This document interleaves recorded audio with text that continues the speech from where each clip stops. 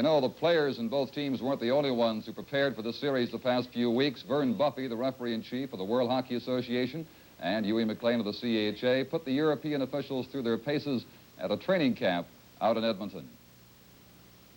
All right, gentlemen, you know why we have this clinic. We brought you from Europe and you Canadian people that are here. We want to have uniformity. We want to have consistency. And the only way we can do it is run a camp like this so that everybody understands that they're doing the same thing and using the same system.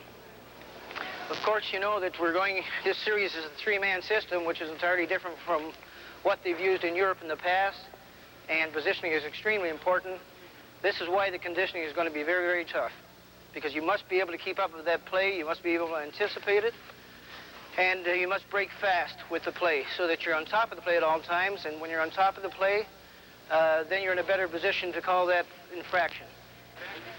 Okay, now, gentlemen, the proper procedure for a face-off is to be comfortably stationed with your feet that you know you can back out of the way of the play.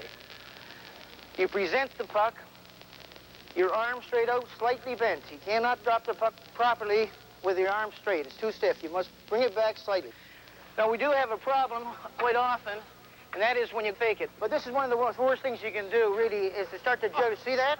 See? See what it does? Joseph. That's one of the worst things you can do. They start to draw as soon as that hand moves. Okay, so here we are. Now, I want one of the students to try this in a minute. This is Victor Dombrowski from the Soviet Union.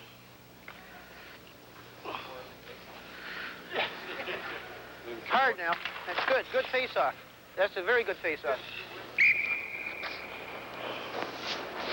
I put them through very strenuous skating drills, and I'll tell you, they do them well. They learn well as far as the skating drills are concerned. Going half speed. In fact, they're very glad to get off that ice when I finish with them. But we get them into actual game conditions, and they go right back into the old habit of starting to coast from the red line in, because on the two-man system, you go from your goal line, if that's your end of the rink, to the far blue line, and vice versa for the other man. So consequently, when you get to the red line, you coast to the blue line and stop. You don't work that other zone.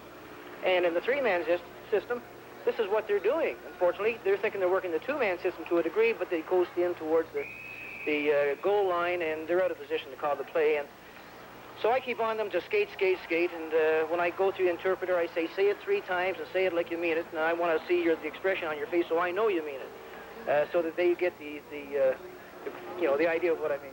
European officials have used the two-man system for many years, and in this series we're using this. It's a very difficult thing, particularly with positioning. I think part of the reason the penalties were slow in coming in this game tonight is the European officials worked the 5 games Team Canada played out west against the Western Canada Junior All-Stars and got some idea of what to expect in this big series against the Soviets. Let's look now at second period highlights with Johnny Esau and Howie Meeker. Howie, I felt that in the first about 5 minutes of this second period, the Canadian team showed the complete discipline that they showed in the first period. Go up and down, take your man, take your wing. Then they started crisscross a little bit, and then eventually they got trapped by doing that, and it cost them that first goal.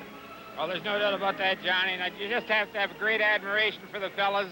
They're just playing good positional hockey, tough bodily contact hockey, and after only, 15 days at camp, I know what it's like. Really, they're just putting out an all-out effort. You watch here now, this is the start of it. The puck goes into the corner, and look at both Canadian players turn to the wrong side. The puck comes across in front of Cheevers over his stick, and Lachenko moves in and pops it home. Just a great shot. Cheevers didn't have a chance at all. There's Lachenko moving in from the point and putting it home, but not a Canadian close to him. You got to watch this goal here, and Gordie Howe, the big fella, goes into the corner. The Russian takes him pretty good, but he holds him off the puck. Keeps him right off the puck. Look at this. Walton comes in and picks it up. Gordie has enough sense to keep the stick off it. Walton throws it out. It hits the Russian stick right here. And the great strength of Bobby Hull as he moves in and pops it off the Russian stick. There's a pass coming out from Walton. Now watch him lean on this puck. And in she goes, and lots of room. Tretiak could have been way out on that one, caught back in the net. And Harmanoff, just watch this fella turn on the afterburner. Look, it outskates a Canadian there, catches our defense too far apart, one of them going the wrong way, moves in, beats them both, and throws it upstairs. Ho-ho! That's the name of the game. Here he comes again, right at you, Duck. look at that fellowship. Isn't he something else? Just great. And here, again, the Canadian has the puck. Instead of throwing it behind the net or eating it, he puts it out to the point. Now that's a pass across in front. And as you'll see the replay, it comes right through to Petrov, and Petrov puts it in an open net. Now watch the Canadian. We missed the replay. Howie gets so excited he wants to see everything that ever happens about 3 or 4 times on the replay. And we'll have more for you a little later on. For this. You know, even if you had all the money I showed you in those coins a few moments ago and knew all those hockey players that you saw, you still couldn't get tickets. It isn't that easy. It's always difficult when you get an international competition. Tickets are so hard. The only way to do it is the lottery system, and here's how it works. This is a ticket voucher to, this particular one is for the game in Vancouver. And the question has been asked, how do we go about getting one of these vouchers in order to purchase tickets? Well, here's how our lottery works. We, first of all, we put an advertisement in the paper asking people to send their requests, send us a self-addressed envelope. These requests have come from all over Canada, the Maritimes, Northwest Territories. The heaviest spots were in the big centers in Toronto and Winnipeg. Some people sent cash in the mails. They were asked not to. Some sent checks. Some amusing incidents happened. Some people even requested particular seats. You know, send me seats 1 and 2 in row 10 in section M, and if not, 2 seats over, and that type of thing. Anyway, these requests were all numbered and filed. A computer program was then devised by our computer people, and it randomly selects numbers. These envelopes were pulled, and a voucher inserted in each one of these self-addressed envelopes and returned to the sender. And he takes the voucher down to the particular arena and can exchange it for, along with the purchase price of 2 tickets, for his tickets. We've had 71,000 odd requests for tickets. We're using 45% of the seats in the lottery in each arena, which is approximately 24,000 seats. Tickets are sold in pairs only, so that gives us approximately 12,000 requests that we can fulfill. We think we've improved the lottery a bit. Last time the tickets were by seat number, which proved to be very frustrating when you're dealing with that many tickets. So this time we're just dealing in the colored sections. In other words, a person will get a voucher for a pair of reds or a pair of blues, whatever. This time there are no mail orders either. People are requested to pick their tickets up 72 hours before the game. We think we've improved the system, and we've tried to give every Canadian a fair chance to see one of the games in what I think will be a very exciting series. And those who are fortunate enough to receive them are, well, they're just seeing great hockey games, and we'll see more across Canada. I heard that outside they were scalping them for $150 a pair, so that's how hard they are to get. But now let's go upstairs to Don Chevrier and Howie Meeker for the highlights of the second period. All right, Johnny. Howie, first, the potentially bad news. I've just been told that Gordie Howe has gone to hospital for x-rays of those ribs he injured in the first period. We will hopefully find out more, perhaps before the game ends. Now, let's talk about some of the great scoring plays and misscoring plays you have for us in the highlight package.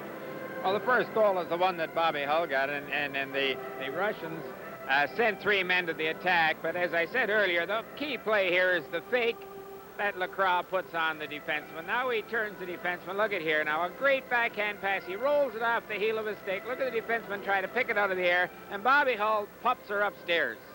Just a great pass. Perfect way to finish it. But the Russians had 3 fellas caught. At that time, the score was 2-0. They had to take the chance. When you see Mike Walton here in the penalty shot pull back, I'd have bet the family ranch, really, that it was a fake. There's no way he was going to shoot it. Now look where Tretiak is. Mike couldn't have put it in with a gun, and he just shot the puck, but Tretiak played him pretty smart. Now the Russian goal again. We had 3 Canadians caught, but one of the few times. Watch Shadreen. He should be taken out of the play. He's not. He drops the puck. If the defenseman there, the left defenseman takes Shadreen, finishes the check, nothing happens.